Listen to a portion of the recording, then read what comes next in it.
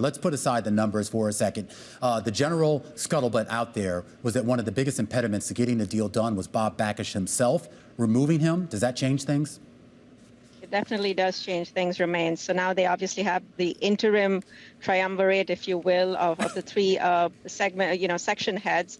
And this is, again, as you just pointed out, it's just a stopgap. Ultimately, what we're going to look at if the Ellison Skydance Media deal goes through is David Ellison kind of taking over as CEO, and then the former NBC chief, Jeff Shell, taking over as president. So that's kind of the ultimate leadership structure. This is just kind of an interim arrangement here. Okay, it's an interim arrangement, and I know we say the numbers don't matter all that much, but if you're Skydance and you're looking at these numbers, does this make Paramount more attractive to you or less attractive given the numbers we see? Filmed entertainment revenue, $605 million, beating analyst estimates, but TV revenue, $5.23 billion, missing the average analyst estimate.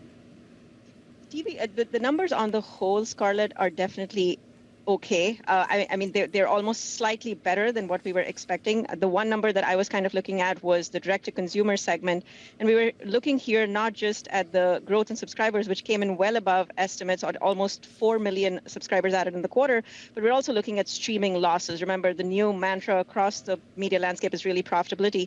Again, they're not profitable yet at this point, but we were expecting higher losses that came in below 300 million. So that would definitely is a slight positive. And then you had advertising revenue. Of course, you could argue that that was a boost from the Super Bowl, but overall, I think the results look pretty decent. The results look pretty decent. When you think about the new CEO office that they have, these three people who are splitting up the big role, does that give indication that we're going to see a breakup of Paramount into different assets and Skydance or whoever else comes along, whether it's Apollo and Sony or someone else, are going to buy bits and pieces as opposed to buying the whole thing? So the whole Skydance pitch has been that, first of all, they're going to continue to trade as a public company, with the merger of Skydance into Paramount.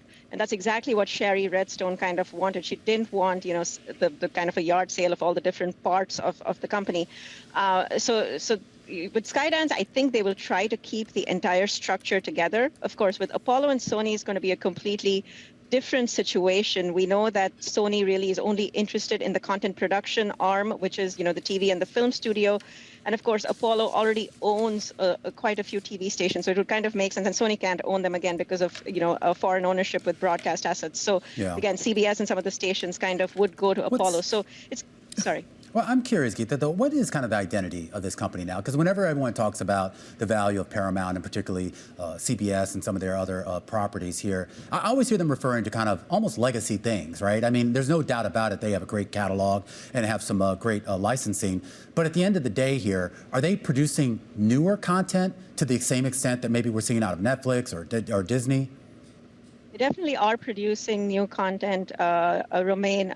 We are seeing that, and a lot of the success on their Paramount Plus streaming platform is actually because of all this content that they're producing, whether it's kind of the Taylor Sheridan universe, whether it's, new Star Trek series. They're having quite a good, success rate with that. The question, though, is, and this has kind of been this constant criticism of Bob Bakish as well, is whether they should have even ever made that pivot to streaming in the first place. Because yes, they do have 71 million subscribers. That's not bad at all, but it's come at a big price. They've lost rather $5 billion to date on that service, and they're only going to lose more and more. There's always questions about whether it's going to turn profitable ever. But how do you do that? Because I mean, I feel like Netflix is going through the same thing, and as I'm sure you know, they've made a big change in their filmmaking strategy, kind of putting a little bit more focus on very specific things. I assume in a way to control those costs here. Would something like that benefit Paramount? It's going to take a long, long time, Romain. So obviously we know the whole Netflix story. Yes, they were facing a very similar situation, but they have that kind of first mover advantage. So now you're seeing a lot of operating leverage in their model. And with 270 million subscribers, they can spread those costs, obviously, and extract a lot of value. Paramount, unfortunately, cannot do that. You're spending the same amount of money to create a piece of content, whether you have, 5 people watching at 70 million or 270 million. So obviously, scale matters in this business. That's what all of these companies are learning. And it's going to take a long time for the Paramount Plus streaming business to really turn around and be profitable.